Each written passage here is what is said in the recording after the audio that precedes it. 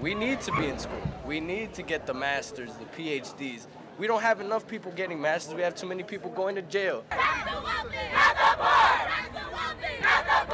For the people in my community, there is many, especially the young boys, there is many dangers in the street, you know. I have been the victim of that.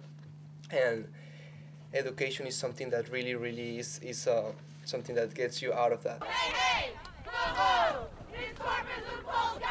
It's an outrage that there are planned cuts to higher education when there is a desire really to preserve the wealth of the rich.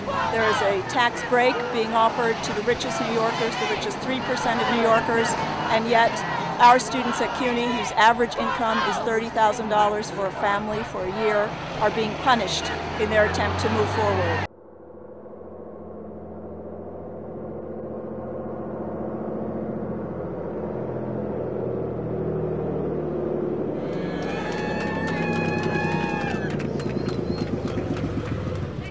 So that's what I'm hoping that we'll be able to do today, to kind of like tell the politicians that you can't sacrifice education for the sake of closing the budget gap. That education is the only thing you cannot touch, because that's the future. And every year they continue to cut and slash these budgets. Unfortunately, the economy is at a slump, but there's a lot of students that really need an education. You know, and it affects all of us. When I studied classes that had 500 students, it was almost impossible to get alone time with the professor. I had to graduate a year later because there was classes that I had to get into to graduate that I couldn't get into because they were closed out. My family is Dominican immigrants. I'm first generation here, and my mom's a janitor, and my father, I never met him.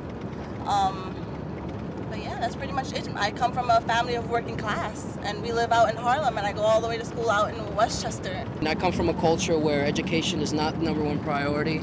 Working is #1 priority. My family, we don't have money. We work, we live paycheck to paycheck to just basically make bills, to pay the bills.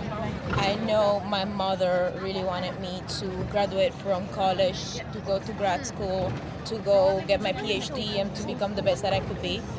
And I know a lot of parents want that, and the only way that they can do it is like working 2 jobs in order to send their children to CUNY. It's gonna cut people's funds to go to school. There's going to be less people going to school, and that's in turn going to affect the workforce later. If I'm not going to school, that's one less veterinarian, and I don't know anybody else that's even studying to become a veterinarian. We have the COPE program in CUNY, and they work with women that are like, well, not women, people that are not public assistants, and they provide a lot of good services like job training, like seminars, like all types of really good stuff. And I feel that once you start cutting budgets to these kind of programs, you know, they're not going to be there anymore, and they're very resourceful. They're there to help you. Like, I was having trouble with daycare, and they helped me. They gave me resources, check here, check there. They give me paperwork, and they help. So I feel like, you know, if you don't have these kind of services there, it could most likely, you know, drop the, like, it would discourage people to go to school, like, oh, it's too much of a hassle, I'm not going to do it. BMAC, which stands for Black Male Initiative, Yes. and Black Men Empowerment Cooperative, we have fundings, and it basically targets students that's at risk, mostly coming from urban city areas. So if they had any, you know, issues dealing with colleges and things of that nature, their classes and maybe tutors, you know, that's what this program is basically for. It's a support system. So with these budget cuts, it kind of affects, you know, the students and the staff, because they help provide tutors for students that might have challenges in certain classes. A lot of people will be laid off. Not all our faculty is tenured, not all the staff is tenured, so there's pretty much inevitable layoffs. The decline in, probably more of a raise in use of adjunct faculty, actually, who are already abused as it is by the CUNY system due to low wages, bad hours, just really their working conditions. They're not unsafe, they're just unsure. People worked all night and then got on buses in Queensboro and other places. You have done a phenomenal job to be here. Everyone should be proud of ourselves, and also proud of a really historic coalition. We have the student groups, the faculty groups, we have the unions, we have the student associations, we have NYPIRG, and we've come together because our cause is so strong. It is outrageous that this state is planning to cut your education. education.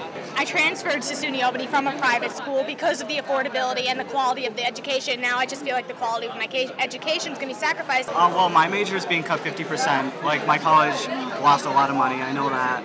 I'm being cut 50%. We had to cut 5 academic programs. More cuts are down the line with a 10% cut from Governor Cuomo, so we're really scared to see what's going to happen to all of our majors at this point. We will lose programs, we will lose staff, classes will get larger. Yeah, we were actually making posters yesterday.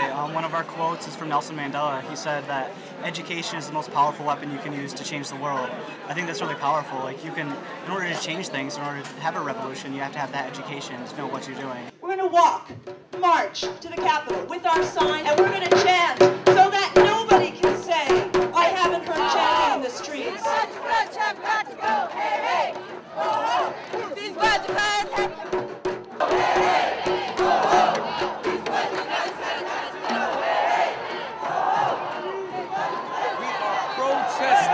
Against the CUNY budget cuts. Please come out and support them.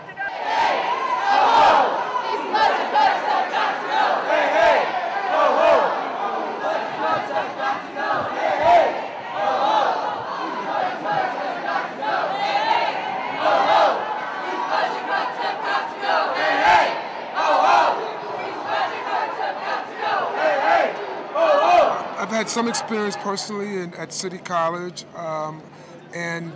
I know how important it has been for our young people. Frankly, it is the University of Opportunity, especially for students of color. Students who are not necessarily wealthy, but who, for the most part, are middle class and sometimes poor, that the door of opportunity is open for them to achieve.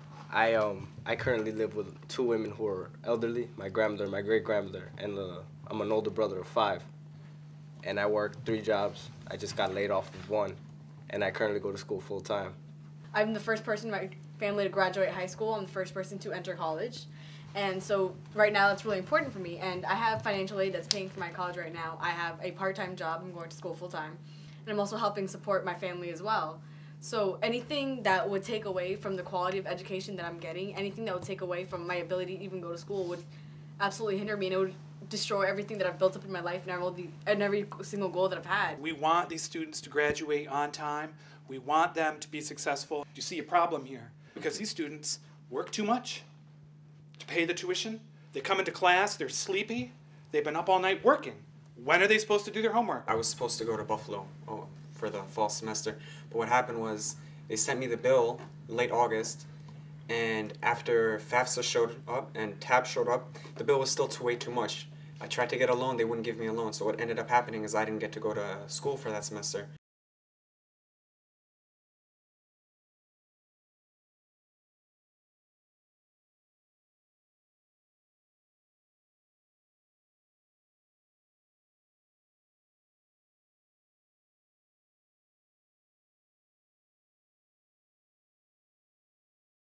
The long-term effects of the short gain savings that they believe they're going to get by doing things in the higher education field are going to come back and hurt this state more in the future than you can ever imagine.